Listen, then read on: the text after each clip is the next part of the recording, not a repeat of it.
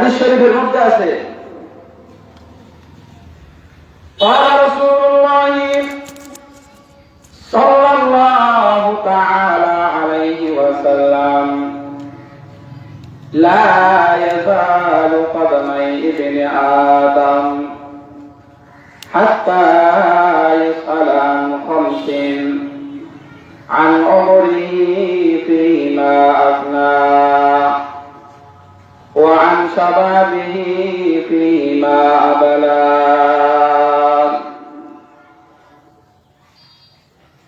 আল্লাহর পয়গম্বর হযরত মুহাম্মদুর রাসূলুল্লাহ সাল্লাল্লাহু তাআলা আলাইহি ওয়াসাল্লাম ইরশাদ করেন কাল কিয়ামতের কঠিন ময়দানে প্রত্যেক বনি আদমের কাছে আল্লাহ রাব্বুল আলামিন পাঁচটা প্রশ্ন করবেন, যে পাঁচটা প্রশ্নের উত্তর দেওয়া ছাড়া বান্দা এক কদম সামনে এবং পিছনে দেওয়ার সুযোগ থাকবে না। প্রশ্ন কয়টা? পাঁচটা প্রশ্ন করবেন। তা আমি আপনাদের সামনে কোরআন পবিত্র কালামুল্লাহ শরীফ থেকে একটি আয়াত কারিমা তেলাওয়াত করেছি এবং রাসূলুল্লাহ সাল্লাল্লাহু আলাইহি সাল্লামের অসংখ্য অগণিত বাণী থেকে হাদিসের কিছু অংশ তেলাওয়াত করেছি। এই আয়াত এবং হাদিসকে সামনে রেখে কিছু কথা বলবো। ওয়া তৌফিক ইল্লা বিল্লাহ। কাল কিয়ামতের কঠিন মুহূর্তের মধ্যে আল্লাহ রাব্বুল আলামিন প্রতি বান্দার কাছে পাঁচটি প্রশ্ন করবেন। কয়টি প্রশ্ন? পাঁচটি প্রশ্ন। কথা ভালো করে খেয়াল করবেন।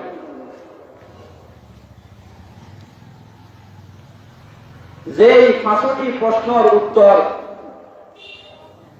না দেওয়া পর্যন্ত বান্দা এক কদম সামনে এবং পিছনে দেওয়ার সুযোগ থাকবে না।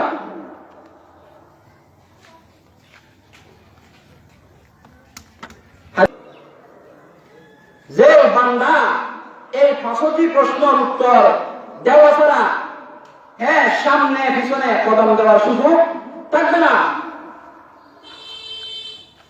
এক নম্বরের প্রশ্ন আন উমরিহি ফিমা আফনা। আল্লাহ রাব্বুল আলামিন এক নম্বরের প্রশ্ন করবেন আন উমরিহি ফিমা আফনা। আল্লাহ রাব্বুল আলামিন আপনাকে যে হায়াত দান করেছেন 60 70 80 100 বছর হায়াত দিয়ে দুনিয়ার মধ্যে পাঠাইলেন, যাকে যতটুকু হায়াত দান করেছেন ওই হায়াতের এক নম্বরে প্রশ্ন করবেন। আল্লাহ বলবেন, বান্দা আমি যে তোমাকে দুনিয়ার মধ্যে হায়াত দিয়ে পাঠিয়েছিলাম ওই হায়াত তুমি কোন কাজের মধ্যে ব্যয় করেছো আজকে জবাব দাও। তোমাকে আমি 50 60 70 80 100 বছর হায়াত দিয়ে দুনিয়ার মধ্যে পাঠিয়েছিলাম, ওই হায়াত তুমি কোন কাজের মধ্যে ব্যয় করেছো আজকে জবাব দাও, আজকে জবাব দাও। তখন বান্দা শুরু থেকে শেষ পর্যন্ত সমস্ত তার হায়াতের হিসাব দিতে হবে। কি দিতে হবে? হায়াতের হিসাব দিতে হবে। তো ওই হায়াতের হিসাবের মধ্যে আজকের দিনটা আছে না নাই? আছে তো। আল্লাহ যখন প্রশ্ন করবেন তখন আপনি আপনার সারা হায়াতের যখন জবাব দিবেন ওই হায়াতের প্রশ্নের উত্তরের মধ্যে আজকের দিনটাও যখন আসবে, আল্লাহকে যখন বলবেন, আল্লাহ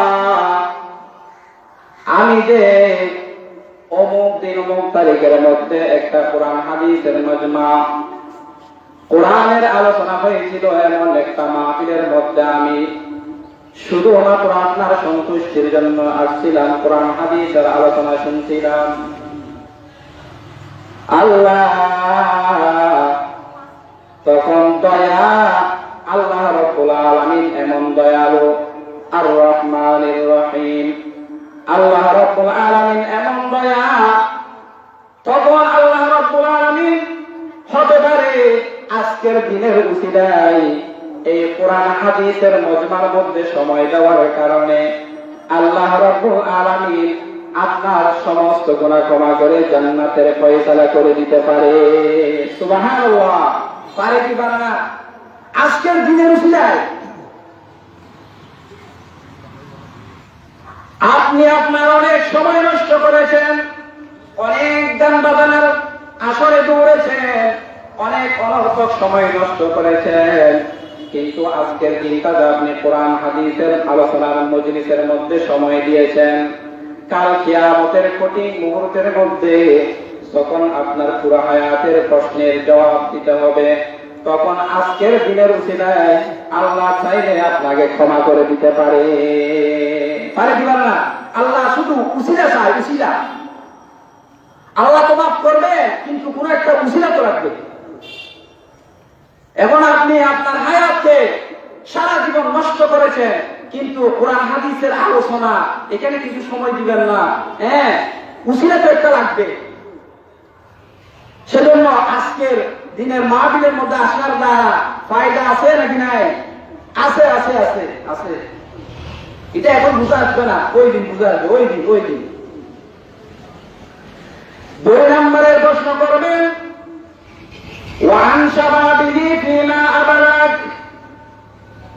আল্লাহ রাব্বুল আলামিন কাল কিয়ামতের কঠিন মুহূর্তের মধ্যে আপনার কাছে 2 নম্বরের আরেকটি প্রশ্ন করবেন। বিশেষ করে যুবক ভাইয়েরা ভালো করে খেয়াল করেন। আল্লাহ রাব্বুল আলামিন আপনাকে যে যৌবনতা দান করেছেন, আল্লাহ যে আপনাকে যৌবন দান করেছেন, ওই যৌবনের আল্লাহ রাব্বুল আলামিনের কাছে জবাব দিতে হবে। আল্লাহ বলবেন, ও বান্দা, আমি যে তোমাকে যৌবনতা দান করেছিলাম, তোমাকে সর্বপ্রথম শিশুকাল, এরপরে যৌবন, এরপরে বৃদ্ধকাল, মাঝখানে যা আমি তোমাকে যৌবন দান করেছিলাম, ওই যৌবন তুমি কোন কাজের মধ্যে ব্যয় করেছো? আজকে জবাব দাও। তখন আল্লাহর কাছে কি জবাব দিবেন বলে চিন্তা করেন। সেজন্য যুবক ভাইয়েরা আমার, আপনার মূল্যবান সময়কে আপনি এই কোরআন হাদিসের আলোচনার মজলিসের মধ্যে ব্যয় করেন। কাল কিয়ামতের কঠিন মুহূর্তের মধ্যে তখন আল্লাহ রাব্বুল আলামিন আপনাকে ক্ষমা করতে পারে। পারে কি পারে না? সেজন্য যারা তো বৃদ্ধ হয়ে গেছে তারা এখন আফসোস করবে, আফসোস ছাড়া কোনো উপায় নাই। কারণ এই বৃদ্ধ যারা আছে তারাও একদিন যুবক ছিল, ছিল কি ছিল না? যুবক ভাইয়েরা আমার, আপনি মনে করেন আপনার যৌবনের বাহাদুরি করছেন, আল্লাহ রাব্বুল আলামিন আপনাকে যৌবনতা দান করেছেন, কিন্তু যারা বৃদ্ধ হয়ে গেছে আপনার বাপ দাদারা, ওদেরকে জিজ্ঞেস করেন, ওরাও তো এক সময় যৌবনতা ছিল, যৌবনে ভরপুর ছিল, যুবক ছিল, তোমার মতো একজন বাহাদুর ছিল, কিন্তু তাদের বাহাদুরি আজকে কোথায় গেল? একটু চিন্তা করে দেখো। আজকে লাঠি ধরে হাঁটতে হচ্ছে, ঠিক কি ঠিক না? আহা, বড় আফসোস। সেজন্য যুবক ভাইয়েরা বিশেষ করে এই দিনে মাহফিল মজলিস এগুলোর মধ্যে সময় দেওয়া অতি দরকার। এই মাহফিলের মধ্যে আসার দ্বারা কি আছে? ফায়দা আছে। কি আছে? ফায়দা খালি নেই, খালি নেই। লাভ থেকে খালি নাই। এক পাশে তো আমি আপনাদের সামনে যে আয়াতে কারিমা তেলাওয়াত করেছি, ওই আয়াতের মধ্যে এমন কিছু আলোচনা করেছেন আল্লাহ,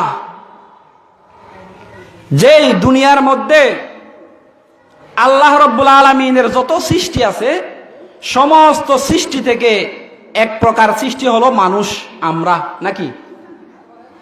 এখন দেখেন, আমরা আসছি, আমাদেরকে আল্লাহ রাব্বুল আলামিন সৃষ্টি করছে, ঠিক আছে, কি সরাসরি বানাই আসমান থেকে ফেলাই দিছে? হ্যাঁ, নাকি? মাধ্যম কি? পিতা মাতা, মা বাপ, নাকি? আল্লাহ বানাইছেন, মাধ্যম কি? মা বাপ, পিতা মাতা। পিতা মাতার মাধ্যমেই তো আমরা আসছি, নাকি? আমরা শহরে যাচ্ছি কি উড়কো দিয়ে চলে যাচ্ছি, নাকি গাড়ি করে যাচ্ছি? গাড়ি তো করে না। হ্যাঁ, গাড়িটা হলো মাধ্যম আর কি, বুঝতে হবে।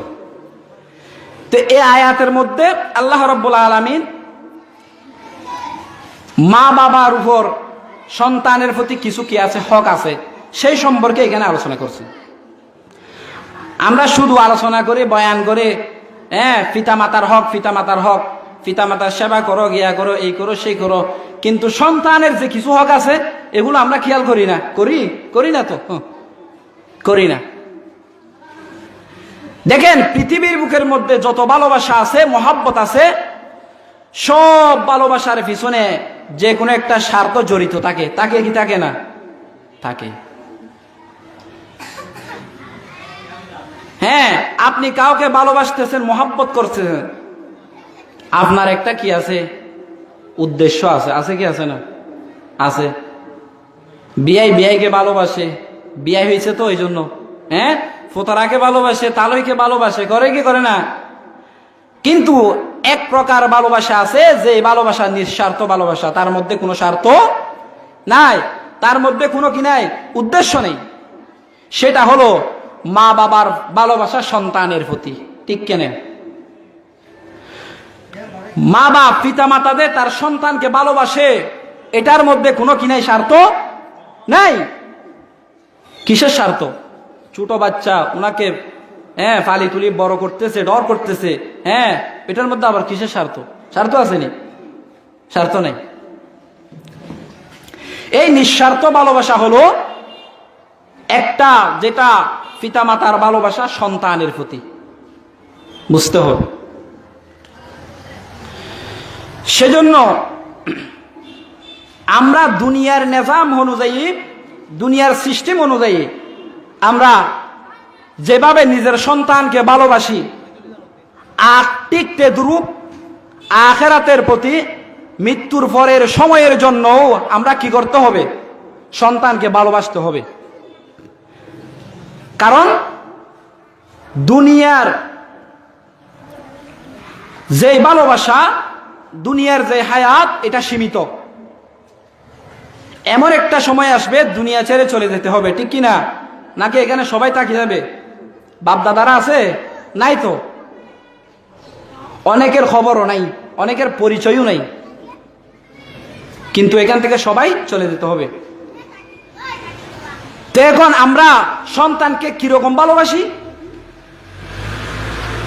দেখেন। আপনার সন্তান ছোট বাচ্চা,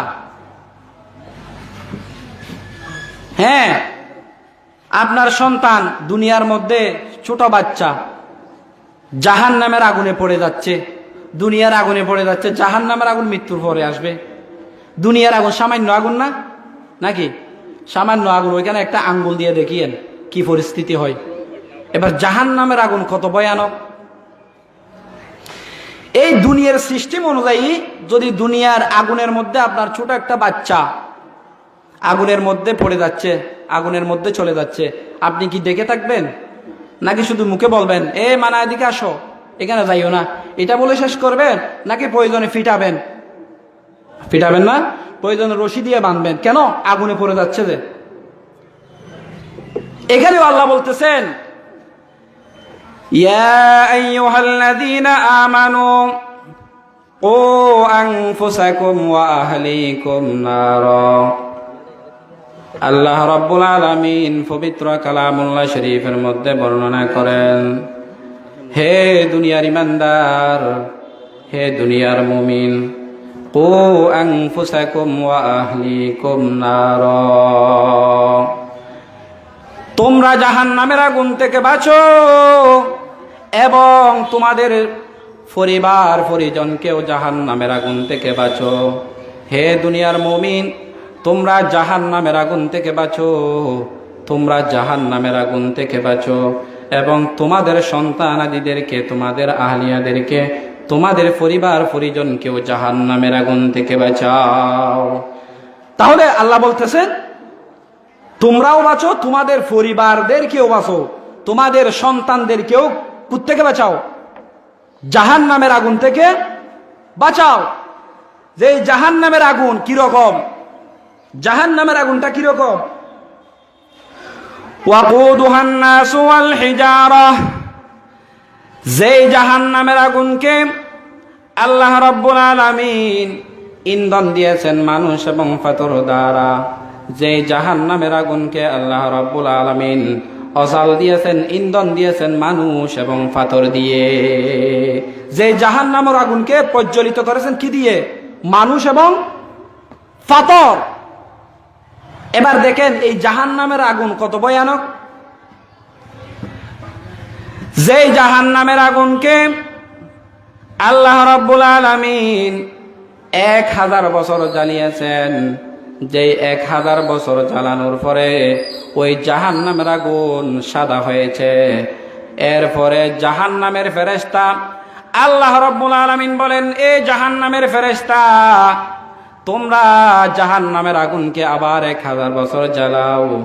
যে জাহান্নামের আগুনকে 1000 বছর জ্বালার পর ওই জাহান্নামের আগুন হয়েছে লাল।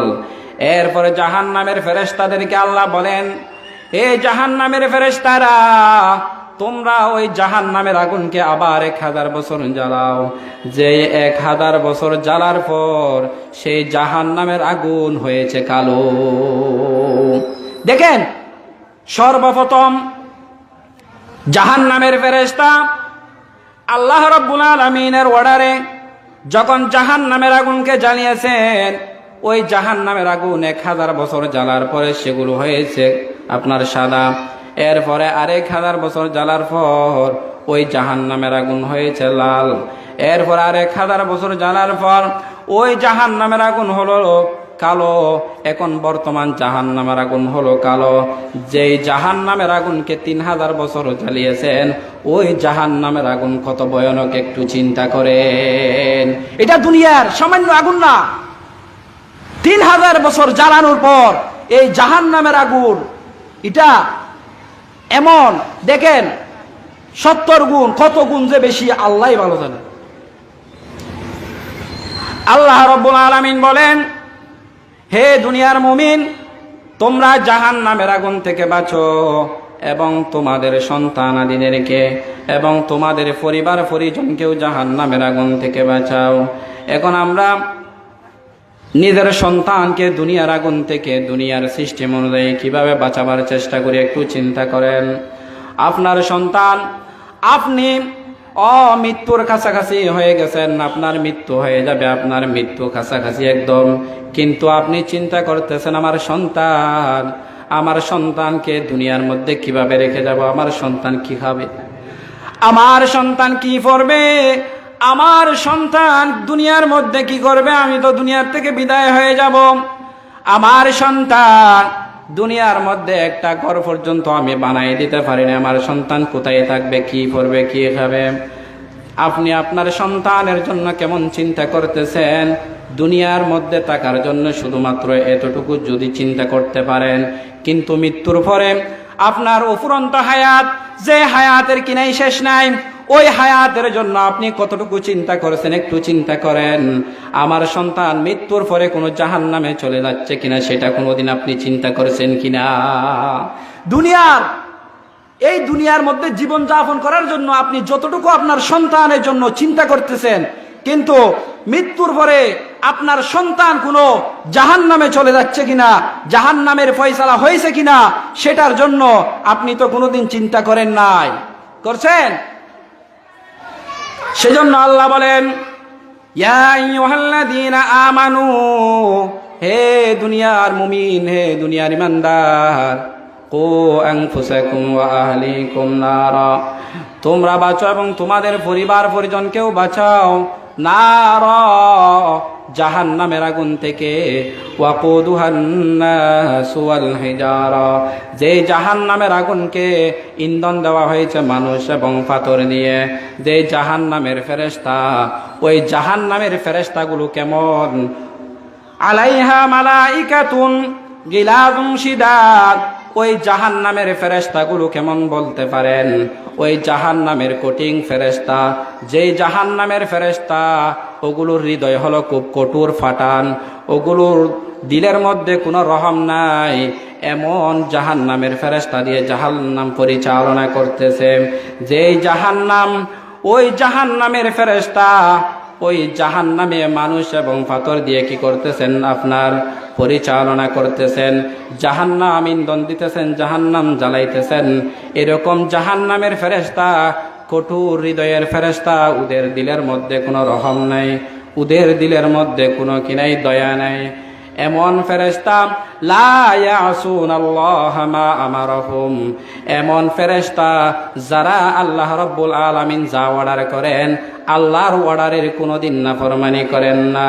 ওয়া ইয়াফআলুনা মা ইউমারুন, এবং আল্লাহ রাব্বুল আলামিন যা আদেশ করেন সাথে সাথে ওই জাহান্নামের ফেরেশতাগুলো মানার জন্য প্রস্তুত। এমন জাহান্নামের ফেরেশতা তারা জাহান্নাম পরিচালনা করতেছে। দেখেন কত কঠোর, কত খুব ভয়ানক জাহান্নামের আগুন। ওই জাহান্নামের আগুন থেকে আপনার সন্তানকে বাঁচাতে হবে। তো সর্বপ্রথম ওই জাহান্নামের আগুন থেকে সন্তানকে বাঁচাতে হবে কিরকম? সন্তানের এক নাম্বার হক হলো সন্তানের জন্য একজন ভালো মায়ের ব্যবস্থা করা। ভালো মায়ের কি করা? ব্যবস্থা করা। তার মানে বিবাহের আগে একটা ভালো আদর্শওয়ালা নারীর ব্যবস্থা করা। বুঝাচ্ছে কথা? এটা হলো এক নম্বরের সন্তানের হক। এরপরে বিবাহের পরে আপনার সন্তান সর্বপ্রথম ভূমিষ্ঠ হওয়ার পরে আপনি আপনার সন্তানের কানে আজান একামতের ব্যবস্থা করতে হবে, এভাবে আকিকার ব্যবস্থা করতে হবে। সুন্দর একটা নাম রাখা, সেটাও সন্তানের হক। এখন তো আমরা নাম রাখি কি, মানে এমন নাম রাখি যেগুলো আমরা মানুষের সামনে প্রকাশ করতে শরম লাগে, লজ্জা লাগে। আরো বলে সন্তানে আমার পিতামাতা কিরকম নাম লাগছে আল্লাহই জানে, এগুলো মানুষের সামনে বলাও যায় না, কারণ মুসলমানের নাম নাই, ইসলামের নাম নাই। সর্বোত্তম একটা আপনার সন্তানের হক হলো দ্বীনি জ্ঞান অর্জন করানো, কোরআন হাদিসের এলম অর্জন করানো, দ্বীনি শিক্ষা শরীয়ত সম্মত কি করানো, আপনার এলম শিক্ষা করানো। এটা হলো প্রধানত বৈশিষ্ট্য। কারণ সেজন্য আপনাদের সন্তানদেরকে যদি কোরআনের শিক্ষায় শিক্ষিত করতে চান, তাহলে এরকম দ্বীনি মাদ্রাসার মধ্যে দিতে হবে। আপনি যদি স্কুল কলেজ ভার্সিটির মধ্যে দেন, এগুলো পাবেন, কোনো বাধা নাই। কিন্তু যদি ইসলামী শরীয়তের সব বিধিবিধান যদি শিখাতে চান, শরীয়ত মতে যদি রাখতে চান, তাহলে এই সমস্ত দ্বীনি মাদ্রাসা এগুলোর মধ্যে আপনার সন্তান ছেলে হোক বা মেয়ে হোক ভর্তি করাইতেই হবে। যা কথাবার্তা বলছে আল্লাহ তাআলা আমাদের সকলকে আমল করার তৌফিক দান করুক। ওয়া আখিরু দাওয়ানা আলহামদুলিল্লাহি রাব্বিল আলামিন। আসসালামু আলাইকুম ওয়া রাহমাতুল্লাহি ওয়া বারাকাতুহু।